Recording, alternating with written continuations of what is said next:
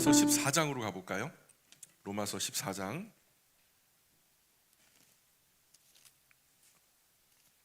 8절 9절입니다.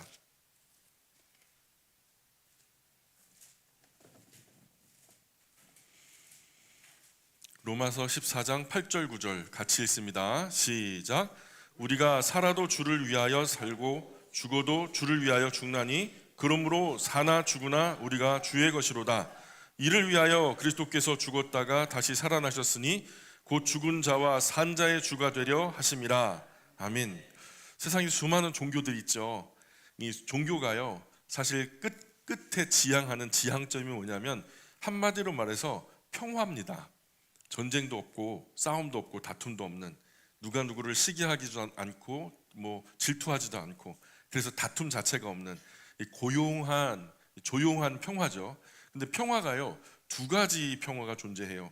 하나는요, 완전히 절망해서 더 이상 희망할 것이 없을 때 가져오는 평화죠. 더 이상 아무것도 할 수 없을 때, 할 수 없으니까 평화가 이루어질 수밖에 없죠. 또 하나는 완전한 상황이 있기 때문에 그 누구도 불허할 필요가 없어요. 시샘할 필요도 없고요. 완전하기 때문에 오는 평화, 생명의 완전함이 주는 평화, 사망의 불완전함에 절망 끝에 오는 평화. 수많은 종교들이 있는데요, 대부분 죽음이 주는 평화를 지향하죠. 뭔가 저마다 조용한 산 속에서 마음의 평화를 누리지만 사실 그것은 너도 추구하면 안 된다, 나도 이루어질 수 없다라고 하는 어떤 부분에서 비워내는 평화고요, 절망하는 평화라고 말할 수 있죠. 그런데 우리 기독교는요, 그것과 완전히 달라요. 생명이 주는 평화예요. 우리 모두가 승리함으로 주시는 영원한 평화를 약속하고 있어요. 천국의 평화. 그래서 세상 수많은 종교들은 하향 평준화해서 아래에서 주는 평화. 어쨌든 우리가 지옥에서 영원히 있든 천국에서 영원히 있든 그 평화는 유지되잖아요. 그렇죠? 그래서 어느 평화를 우리가 지향할 건가? 오늘 부활절이 우리에게 주는 메시지가 그렇다고 생각합니다. 생명이 주는 우리의 평화. 세상 그 수많은 것들과 비교하여 모든 것보다 우월한 최고의 평화를 하나님은 저와 여러분에게 주시기 위해서 구주 예수님을 십자가 위에 못 박아 주셨고, 그가 세상 최고의 절망인 사망을 찢고 생명으로 다시 살아나 잠자는 자들의 첫 열매가 되셨기에, 그분을 따르는 모든 이에게 이와 같은 평화를 주신다고 약속하셨기에 또한 저와 여러분은 그 평화의 길을 걷는 줄 믿습니다. 근데요, 교회 안에 그 길을 걷는 곳이 이제 교회라고 하는 것인데, 교회 안에는 참 다양한 사람이 있어요. 이 아주 신앙이 좋은 분도 있지만 이런 분은 보통 사람이 견디기 힘든 일이나 상황이 와도 신앙 안에서 다 이겨냅니다. 오직 신앙의 힘으로 거뜬히 이겨내는 분들이 있죠. 이런 분들 곁에서 지켜보는 것만 해도 진짜 큰 도전과 은혜가 됩니다. 나도 저분처럼 그 어떤 어려움과 역경이 와도 성숙한 신앙의 인격으로 예수님처럼 이겨냈으면 좋겠다. 저 권사님처럼, 저 장로님처럼, 저 안수 집사님처럼, 저 성도님처럼 이겨냈으면 좋겠다. 이런 모범이 되는 분들이 있거든요. 우리 교회 안에도 이런 분들이 많습니다. 자, 이런 분 주변에 있는 것만으로도 신앙에 큰 도움이 돼요. 그분 뒷모습만 보고 따라가도 그분만큼은 합니다. 그러니 참 멋진 분들이 많은 교회가 참 멋진 교회인 것 같아요. 반면에 신앙이 조금 연약한 분도 있죠. 일상의 문제나 신앙적인 일에 조금만 힘들어도, 예를 들어 예배당 오기 전에 부부싸움 살짝 해도 예배당 안 나가 막 그러면서 신앙의 일들을 쉽게 포기하고 금방 표시가 나요. 그렇게 싸우고 하고 그래도 예배당에 딱 나오면요, 분명히 얼굴에 써 있어요. 감정적으로 막 울그락불그락 일그러지고요. 그리고 대화가 항상 이런 분들은 한숨으로 시작돼요. 하면서 처음 한마디가 한숨으로 시작돼요.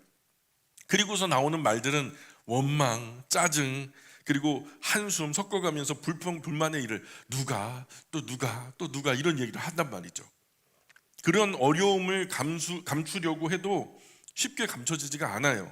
이런 문제들 때문에 정기적인 예배에도 빼먹을 때가 많죠. 신앙의 건강한 사이클이 흘러가지 못한단 말이죠. 정말 심각한 경우도 있어요. 과연 저분이 신앙인일까? 저분이 예수님 믿는 사람 맞는 걸까? 고민이 돼요. 그분의 삶이나 언행을 보면 그분의 삶 사방팔방이 세상의 것들로 다 완전히 감싸져 있어서 그분이 신앙인인지 가늠하기가 어려워요. 때때로 이런 분의 잘못된 행실 때문에 주변 사람들로부터 그리스도인들이 욕을 먹어요. 참 손가락질 당하기도 하고요. 같은 신앙인 입장에서 봐도 좀 봐줄 수가 없어요. 같은 그리스도인이기 때문에 웬만하면 잘 봐주려고 하는데도 잘 봐줄 수가 없는 분들이 간혹 있더란 말이죠. 오늘 이런 현상은 우리 안에만 있는 문제가 아니에요. 오늘 본문의 배경이 되는 로마 교회 그리스도인들의 모습도 우리와 크게 다르지 않았단 말이에요. 어떤 분은 다른 사람을 너무 함부로 판단하고 정죄해요. 14장 1절 볼까요? 같이 읽어봅니다. 14장 1절 시작. 믿음이 연약한 자를 너희가 믿되 그의 믿음을 비판하지 말라. 예, 어떤 분은 함부로 비판을 하는 거예요. 섣불리 비판하고요. 자초지종도 모르면서 비판하고 보는 거예요. 재밌거든요.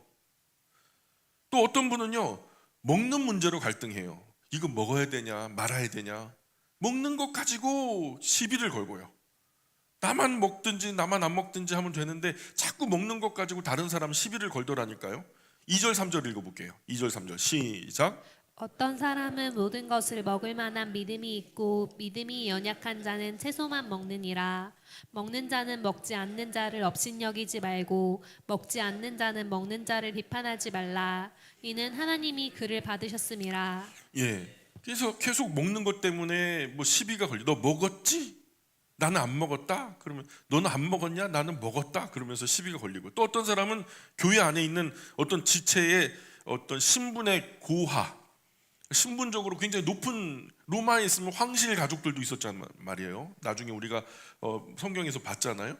근데 마지막에 바울이 가이사의 집안 몇몇 사람도 우리와 함께 인사를 전한다라고 얘기를 하잖아요. 그런 거 보면은 지금 로마에는 황실 가족도 있고요, 황제 가족들도 있고 아주 천한 종, 노예들도 있었단 말이죠. 그러니까 교회 안에 이 신분의 고하가 극명하게 나타나는 교회가 로마 교회였는데, 그런데 어떤 분은 귀하다고 귀하게 여기고 어떤 분은 천하다고 천하게 여기고, 그런 차별 대우하는 모습 때문에 교회 안에 여러 그리스도인에게 상처를 주고 힘들게 하기도 했단 말이죠. 먹는 것 상 자체가 틀리고. 14장 4절 보세요. 14장 4절 시작. 남의 하인을 비판하는 너는 누구냐? 그가 서 있는 것이나 넘어지는 것이 자기 주인에게 있음에 그가 세움을 받으리니 이는 그를 세우시는 권능이 주께 있음이라. 예, 또 어떤 분은 신앙은 있어요. 근데 특정한 날에 꽂히는 거예요. 뭐 유대 성격이 강한 분들은 토요일이 중요한 날이다. 또 그 예수님께서 부활 후 첫날, 그 안식 후 첫날, 예, 그 안식 후 첫날 부활하신 그 부활을 힘입어서 주일날, 이제는 그것은 갱신되었고 주일이 더 귀하다.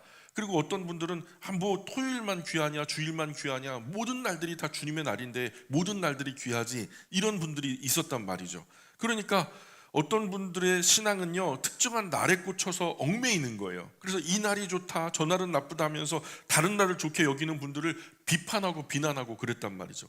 아마도 안식일과 주일에 관련해 가지고 이런 이야기가 오고 갔던 것 같아요. 마치 과거에 고린도 교회가 나는 바울파, 나는 뭐 아볼로파 막 그러면서 예수파, 그리스도파, 베드로파 막 이렇게 갈라졌던 것처럼 이 날이 더 좋다 저 날이 더 좋다 그러면서 파당이 나누어져 갔던 것 같아요. 그러면서 또 다른 의미로는 5절 볼까요?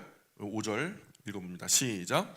어떤 사람은 이 날을 전날보다 낮게 여기고 어떤 사람은 모든 날을 같게 여기나니 각각 자기 마음으로 확정할지니라. 예, 그래서 또 어떤 분은 금식하는 분들이 있어요. 금식하는 분들은요, 금식이 얼마나 귀한 유익이 있는지 몰라. 금식을 안 해본 그리스도인은 가짜다 막 이렇게 얘기하면서, 또 새벽 기도하죠. 우리 한국 교회 안에 있는 새벽 기도가, 전 세계에서 새벽 기도가 한국 교회만 있는데, 새벽 기도하지 않는 그리스도인이 그리스도인이냐, 새벽 기도하지 않는 그리스도인은 다 가짜다 이렇게 말하는 분들처럼, 금식하지 않는 다른 분과 신앙을 부정하거나 업신여기거나 금식도 안 하면서 무슨 하나님의 사람이라 그래, 이렇게 어떤 종교적인 의식, 형식에 의해서 다른 사람들을 비난하고 비판하는 사람들이 있었단 말이죠. 로마 교회 안에. 6절 계속 읽어볼게요. 6절 시작. 나를 중히 여기는 자도 주를 위하여 중히 여기고 먹는 자도 주를 위하여 먹으니 이는 하나님께 감사함이요 먹지 않는 자도 주를 위하여 먹지 아니하며 하나님께 감사하느니라. 예, 로마 교회 안에 이런 여러 문제는 거룩한 공동체 안에서 지속적으로 문제를 만들어내는 거예요. 교회가 평화롭지 않게 만들어 버리더라고요. 계속해서 오면서 누군가를 정죄하고 반드시 그런 차별이 있을 수밖에 없거든요. 그래서 구주 예수님의 바른 신앙에 큰 혼란을 가중하고 그리스도인 간의 원만한 관계를 불편하게 만들어버리고 교회 와도 행복하지가 않고 예배만 드리고 바로 내빼고 이런 문제는 지금 로마 교회 안에 일어나는 일들이 우리가 신앙을 갖기 전 일상으로 하던 일들이었다는 거예요. 어쩌면 지금도 하고 있는 일일 수도 있고요. 사실관계를 알지도 못하고 남을 함부로 비난하잖아요. 우리 흔히 그래요. 또 음식 먹고 마시는 것 때문에 딴 사람 판단하고요. 어떤 사람의 행위를 했냐 안 했냐를 두고서 그 사람과 나의 신앙을 다른 수준에 놓고 판단하기도 해요. 재산 정도, 배움 정도, 다른 여러 삶의 형편을 두고서 차별을 하는 거예요, 자꾸. 그건 내 기준이지. 이상하죠? 세상에서 믿지 않을 때 하던 일들이 지금 왜 교회 안에서도 버젓이 자행되고 있냔 말이죠. 로마 교회 그리스도인들 가운데 벌어지고 있는 모습, 그리고 지금 우리 안에 벌어지고 있는 이런 미숙한 모습이 정말 구주 예수님 따르는 교회와 그리스도인의 모습이 맞냐는 말이에요. 믿기지 않겠지만 구주 예수님의 교회와 그리스도인의 모습이 맞아요. 로마 교회가 그랬고 우리 영광교회도 그러고 또 세상의 수많은 교회가 수많은 지상교회가 다 지금 솔직히 그러고 있죠. 그래서 바울이 이런 그리스도인의 미숙한 일들이 교회 안에서 지속되어서는 안 되기 때문에 이런 일이 일어나는 원인과 처방을 오늘 말씀을 통해서 로마 교회에 제시한 거예요. 이런 일이 왜 벌어졌을까요? 그 원인이 뭘까요? 우리 장로님이 여기 앉아 계신데 평상시 제가 그 프라이빗한 공간이기 때문에 댁을 자주 안 찾아가요. 근데 우연히 갔는데 현관문을 열자마자 그냥 발 디딜 틈 없이 온갖 잡동사니로 다 쌓여져 있다면 어느 날 갑자기 전기가 나갔어요. 장로님이 그 사이에서 후레쉬를 찾아야 되는데 어디서 찾아야 할까요? 못 찾죠. 그냥 사방 더듬거리다가 여기 찌고 저기 막 밟고 그래가지고 막 난리가 나겠죠. 근데요, 평상시 항상 그 신발장 두 번째 선반 오른쪽 코너 메인 구석에다가 후레쉬를 항상 거기다 놔요. 또 계절마다 배터리가 소모될까봐 그걸 갖다가 새 것으로 갈아 껴놔요. 그러면 정전이 되잖아요. 눈 감고도요 찾아가요. 손 뻗으면 거기 있을 때가 있거든요. 이게 뭘까요? 기준이 있는 거예요. 후레쉬는 거기 있어야 된다. 신발은 여기 있어야 된다. 주방의 기구들은 여기 있어야 된다. 귀중품들은 여기 있어야 된다 하는 어떤 기준. 앞서 말한 교회 안의 혼란들은요, 그리스도인의 삶의 기준이 무너졌을 때 일어나는 현상들이에요. 그리스도인의 삶의 기준이 무너졌을 때 일어나는 현상들이에요. 삶의 기준이 있으면 문제가 생겨도 그 기준 안에 해결하면 그만이에요. 그러나 그리스도인이 바른 신앙의 기준을 모르기 때문에 이런저런 엉뚱한 것들을 동원해서 해결하라고 하다 보니까 더 어려워지는 거예요, 신앙이. 우리 구주 예수님은 세상 모든 어려운 문제를 해결하는 분이죠. 믿으십니까? 그런 예수님이 우리의 구주가 되심을 잊지 말아야 한다는 거예요. 6절 보세요. 6절 시작. 나를 중히 여기는 자도 주를 위하여 중히 여기고 먹는 자도 주를 위하여 먹으니 이는 하나님께 감사하며 먹지 않는 자도 주를 위하여 먹지 아니하며 하나님께 감사하느니라. 바울은 구주 예수님을 위해서 날도 잡고 구주 예수님을 위해서 먹기도 하고 또 때때로 금식한다고 안 먹을 때도 구주 예수님을 위해서 안 먹고 구주 예수님을 위해서 그 굶기도 한다는 거죠. 먹든지 마시든지 무엇을 하든지 자든지 깨든지 앉든지 일어나든지 그 삶의 기준이 뭐예요? 구주 예수님이라는 거예요. 그리스도인의 삶의 기준은 어디 있단 말이에요? 예? 구주 예수님. 맞아요. 구주 예수님께 그 기준이 있다는 거예요. 믿으십니까?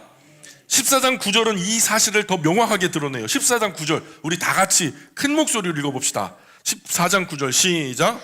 이를 위하여 그리스도께서 죽었다가 다시 살아나셨으니 곧 죽은 자와 산 자의 주가 되려 하심이라. 이를 위하여 우리 인생의 모든 어렵고 힘든 문제의 해결을 위해서 구주 예수님은 우리의 주인이 되어주신 거예요.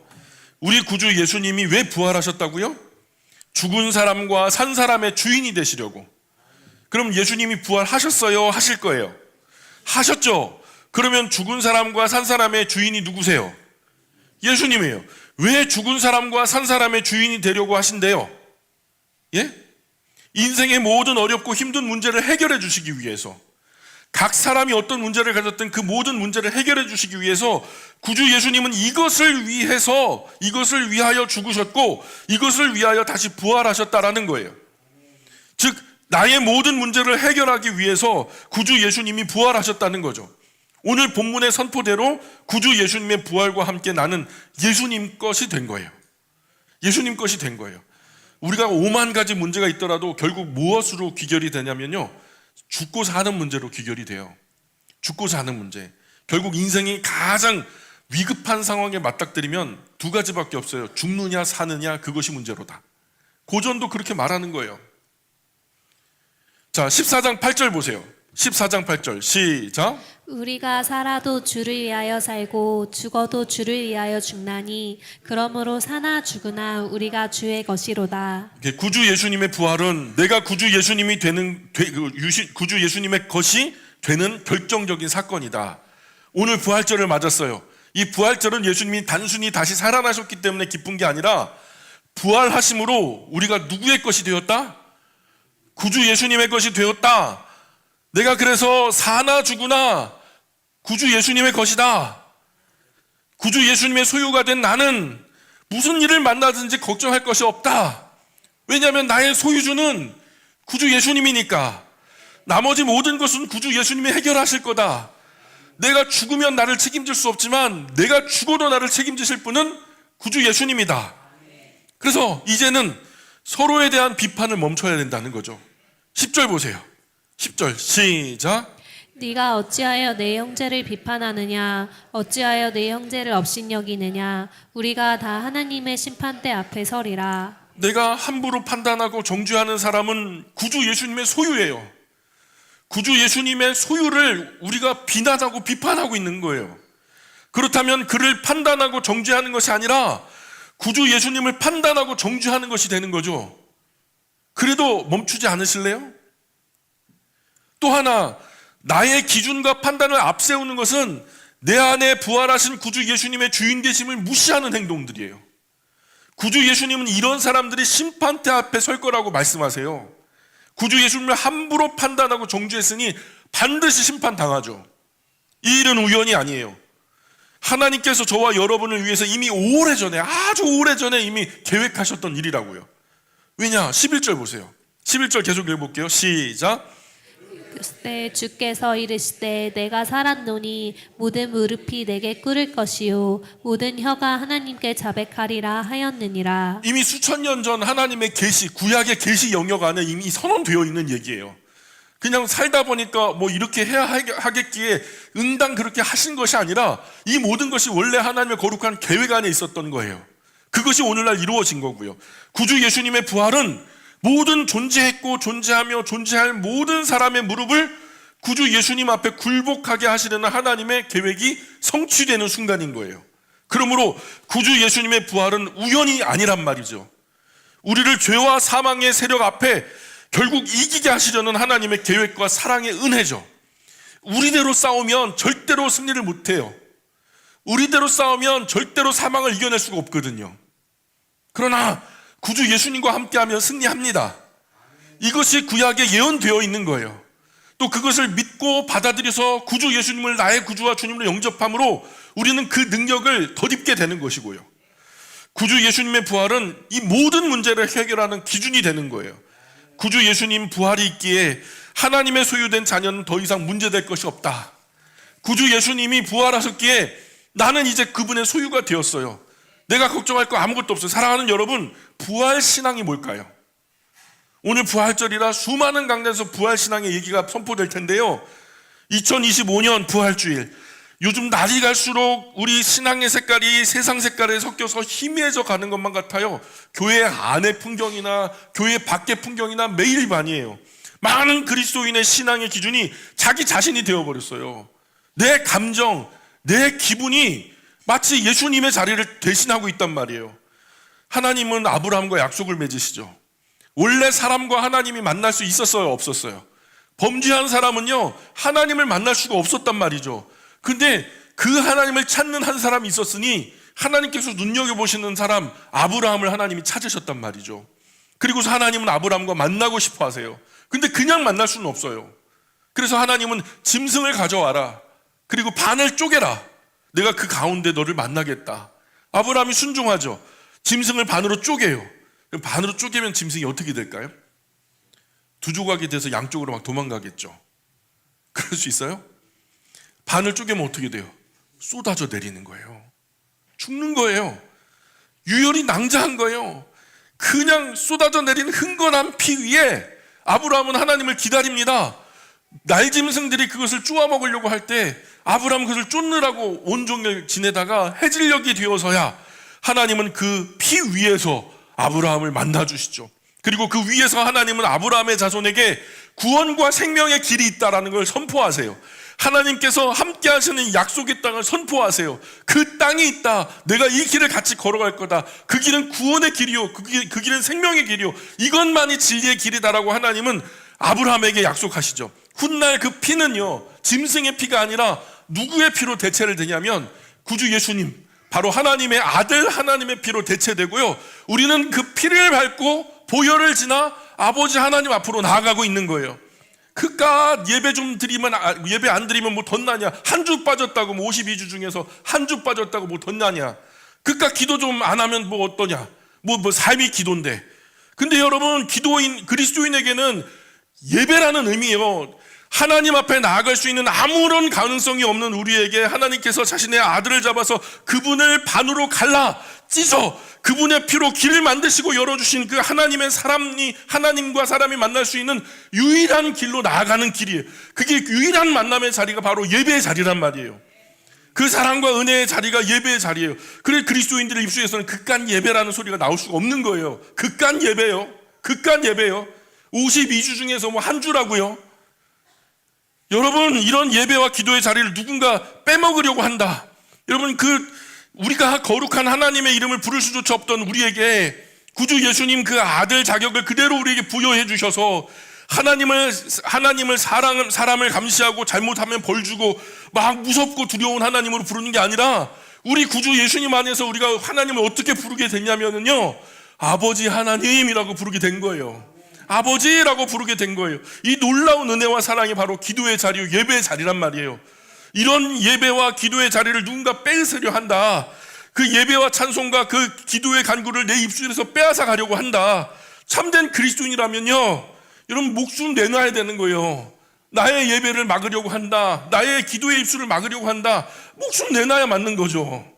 사랑하는 여러분, 이런 마음으로 이렇게 예배 드리기 위해서, 이렇게 기도하기 위해서 견디고 버티는 사람이 그리스도인이고, 이것을 위해서 몸부림치며 주님 앞에 나오는 사람이 바로 그리스도인인 거예요. 저와 여러분인 거예요. 이렇게 견디고 버티고 한 사람이 있는 그런 가정, 그런 학교, 그런 직장, 그런 사회는요, 그 한 사람 때문에 그리스도인으로서 살아가려고 하는 그 한 사람 때문에 뒤집어지는 거예요. 거룩한 영향력의 중심이 되어서 악한 사람 한 사람이 사방팔방으로 악한 영향력을 미치는 것처럼 거룩한 사람 한 사람을 통하여서 사방팔방이 거룩해지는 거예요. 만약에 정말 요셉 같은 사람, 아브라함 같은 사람, 이 시대 바울 같은 사람, 그런 거룩한 영향력을 지닌 사람들이 오늘 이 시대에도 나온다면 세상이 뒤집어질 거라고 생각해요. 나라가 뒤집어질 거라고 생각해요. 우리가 볼 땐 우리의 노력과 헌신이 한 걸음 한 걸음 참 미진하고 작고 미천하게 보일지 몰라도 우리 구주 예수님께서 이 작은 걸음을 사용하신다면 이 나라를 또 열방을 뒤집을 수 있는 손잡이가 될 거라고 저는 생각해요. 우리가 가진 이 놀라운 복음을 좀 복음답게 그 무거운 마음으로 받아들이셔야 돼요. 구주 예수님을요, 그저 그냥 입에 피상적으로 붙어버린 예수님이 아니라 정말 구주 예수님을 십자가 위에 나를 위해서 몸버려 피 흘려주시고 부활하신 정말 그 무게와 깊이만큼 구주 예수님을 구주 예수님답게 섬겨야 될 줄 믿습니다. 자, 구주 예수님의 부활을 믿는 사람은 어떻게 살아야 하죠? 그 기준이 뭐라고요? 예수 그리스도 구주가 우리의 기준이 된 거예요. 부활신앙은요, 한마디로 말해서 세상과 단절하는 거예요. 세상과 인연을 끊는 거예요. 왜요? 이제는 내가 누구 거니까? 예수님 거니까. 아직도 세상에 대한 미련 때문에, 자기만의 방법과 원칙 때문에 세상의 풍습 좇는 분이 있다면 오늘 부활신앙으로 다 끊어내시기 바랍니다. 부활신앙은요, 세상 방법과 기준 잘라내면서 시작되는 거예요. 이제 버릴 것은 과감하게 버려야 돼요. 자꾸만 세상 하는 일 때문에 바쁘다, 힘들다, 어렵다 그러면서 교회 신앙생활 하는데 문제가 되고 장애물이 되면 안 되는 거예요. 더 이상 세상 더러운 것들이 경건한 그리스도인의 삶과 거룩한 공동체 교회 안으로 들어와서 다른 일을 미워하게 하고 비판하게 하고 정죄하게 하면서 관계를 어지럽히고 혼란스럽게 만들어서는 안 된다는 거예요. 지금 나를 혼란스럽게 하는 정체가 뭐예요? 내가 바르게 하나님 앞에 서지 못하게 만드는 그 요소가 뭐냔 말이에요. 빈부귀천, 남녀노소 그 모든 편견을 구주 예수님 십자가 아래 파묻고 부활의 신앙, 부활 신앙의 세계관과 가치관과 인생관으로 새롭게 태어나시기를 주님의 이름으로 축복합니다. 부활 신앙은 아주 분명해요. 첫 번째는 구주 예수님을 나의 주님으로 인정하는 거예요. 나의 주님은 예수님이다. 나의 주인은 예수님이다. 사나 죽으나 구주 예수님이 나의 삶의 모든 것의 기준과 중심이 되는 거죠. 이제 누구 눈치 봐야 돼요? 내 기분 눈치 보는 게 아니라 구주 예수님 눈치 보는 거예요. 예수님처럼. 그래서 모든 위대한 그리스도인들이 항상 하는 말이요, 예수님이면 어떻게 하셨을까? 예수님이라면, 만약 예수님이라면 자신의 위치가 분명해야 돼요. 나는 구주 예수님의 것이다. 이 정체성을 분명하게 심장에 새기고 우리 피에 흐르게 해야 한다는 거예요. 나의 생명과 나의 모든 소유가 다 구주 예수님의 것임을 분명하게 고백하셔야 돼요. 구주 예수님은 자신의 모든 소유된 백성을 책임져 주세요. 자신의 소유인데요. 지금부터 영원까지요. 구주 예수님의 것 되기 원하십니까? 구주 예수님 것 되기 원하세요? 그럼 바로 구주 예수님께 고백합시다. 우리가 지와 정과 의지 전 존재를 통해서 진심으로 이 고백을 주님께 할 수 있다면 우리는 구주 예수님의 것이 맞아요. 따라해 볼까요? 나의 생명, 나의 모든 소유 다 구주 예수님의 것입니다. 나의 주인은 구주 예수님 뿐입니다. 네, 아멘. 네, 아내한테도 그러면 안 돼요. 이제 나 당신 거야. 그러면 그보다 1차적으로 누구 소유예요? 예수님 소유다. 선후가 뭐예요? 예수님이 원조라는 거예요. 이제부터 내 마음대로 하려는 태도를 버리세요. 다 구주 예수님의 것이라 고백했으니 시간도요, 소유도요, 열정도요, 가족도요, 물질도요, 나를 둘러싼 삶의 모든 것들이 다 구주 예수님의 것이 된 거예요. 그러니 이 모든 부분에서 내 주장대로 하려는 태도를 버려야 된단 말이죠. 삶의 모든 중심, 내 삶의 모든 기준은 구주 예수님. 이 기준으로 삶의 모든 것을 다시 시작하는 것이 바로 부활신앙이다. 부활절은 바로 그것을 새롭게 다지는 시간이다. 이렇게 되면 우리 신앙생활의 최대의 걸림돌이 뭐가 되는지 아세요? 부활신앙의 최대의 걸림돌은요, 내 신앙을 핍박하는 외부적인 것이 아니라요, 바로 나예요. 나. 인생일 때 가장 신앙의 큰 걸림돌이 나예요. 저는요 늘 저를 위해서 기도해요. 주님께 어떻게 기도하냐면, 주님 나를요 나로부터 자유롭게 해주세요. 자꾸 걸리는 게 이거 안 되는데 저거 어려운데 하는 것이요, 그 장애물이 누구였냐면 언제나 저였거든요. 그러니 늘 기도하는 것이, 주님 저를 저로부터 자유롭게 해주세요. 나를 구주 예수님 앞에 굴복시키고 구주 예수님 뜻대로 살기를 시작하셔야 된다는 거죠. 그러기 위해서 지금 나를 구주 예수님께 드리고 이제 나는 죽고 내 안에 구주 예수님이 사시는 거죠. 그리고 구주 예수님처럼 살리는 사람이 되시기를 바랍니다. 구주 예수님은 부활하신 구주 예수님의 부활은요, 원하는 모든 것들을 다 살려주셨어요. 본인은 죽었지만 그분의 죽음을 받아들인 모든 존재들은 다 살아났단 말이에요. 부활신앙 가진 사람은 살리는 사람입니다. 예수님처럼. 부활신앙으로 가난한 사람, 살아난 사람은 다 살리는 사람이에요. 나와 가족과 교회와 지역과 민족과 열방을 살리는 사람이란 말이죠. 매일 아침 해가 떠오르죠. 날마다 새로운 아침마다 부활을 선포하는 거예요. 나는 오늘 이 아침 새롭게 살아났습니다. 구주 예수님 안에서.